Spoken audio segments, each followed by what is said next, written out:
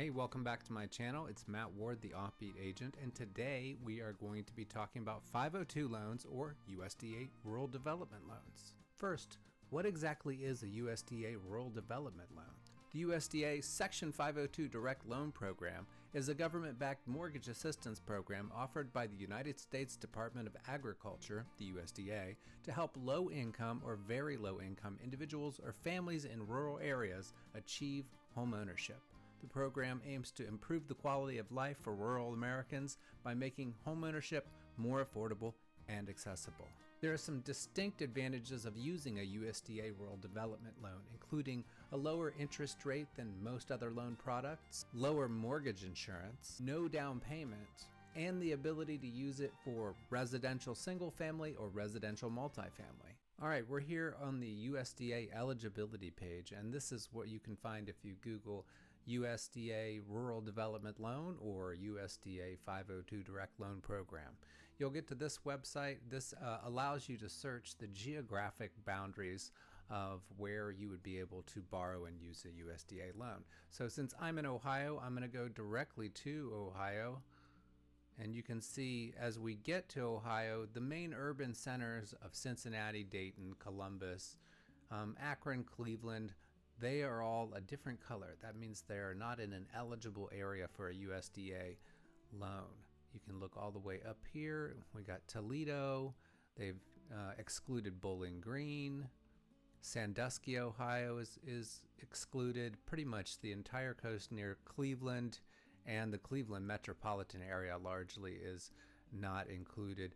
Youngstown, Ohio, Worcester, Mansfield, Ashland, all of those towns are not in eligible areas. Now, if you go east of Columbus, you see that Newark, Zanesville, and the surrounding areas are not eligible, but all of Buckeye Lake is eligible for USDA. Baltimore, the outer parts of Lancaster, Ohio, and then you go down further, you got Logan, Nelsonville, all of those are in eligible areas. So there's a considerable amount of area in Ohio where you would be able to use a USDA Rural Development Loan based on this eligibility map. Now let's take a look at the Income Limits tab. This is going to open up a PDF, which is going to be okay because we're going to be trying to figure out if you would be able to borrow for a USDA loan. Say we'll go with Fairfield County in Ohio, because let's actually just do Perry County because it's on this list. So right at the bottom here we have Perry County, Ohio.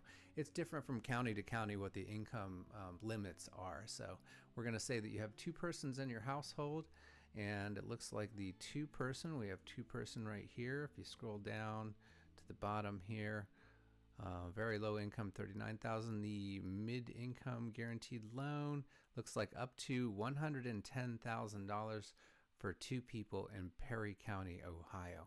And that changes as you go from county to county. It looks like here it's almost exactly the same throughout several counties. Okay, now we're going to go to income eligibility right here, this tab. It opens up a little window. We're going to pick the state of Ohio because that's where I am. And we're going to keep using Perry County. Put it in there. And then the number of people in our household, we'll just say is 2. We don't have anybody disabled or under the age of 18. That's the other questions it asks right there. We'll go next. And then this is going to be the monthly income. We'll say our monthly income is $6,000. And then you could click, if you had any other income, you could add it here, rental income, any of that, and finish. All right.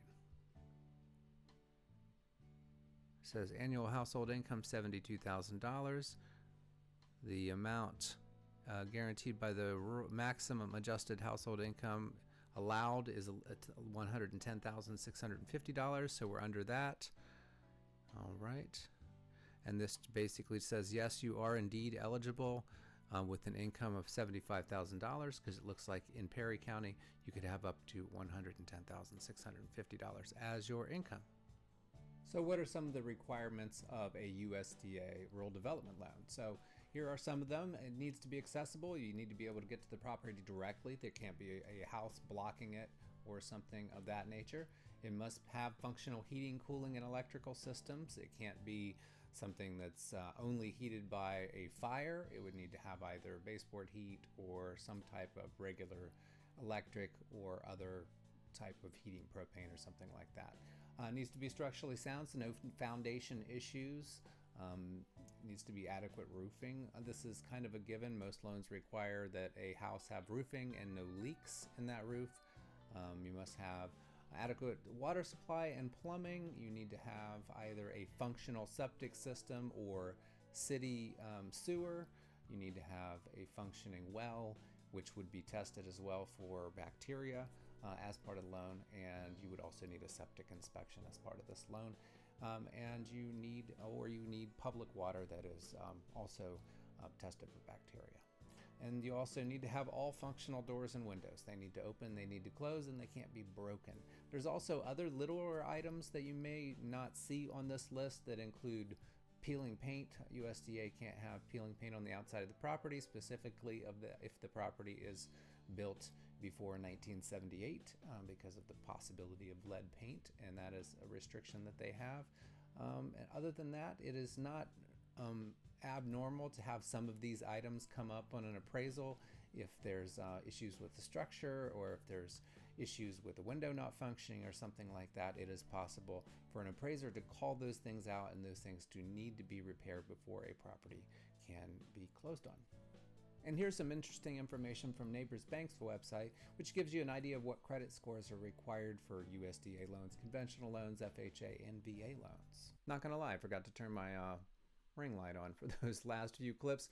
This is all the information I have for you today about USDA loans. If you would like to inquire about purchasing a property in a rural area, please reach out to me directly. You can comment below, which I would love if you enjoyed this video.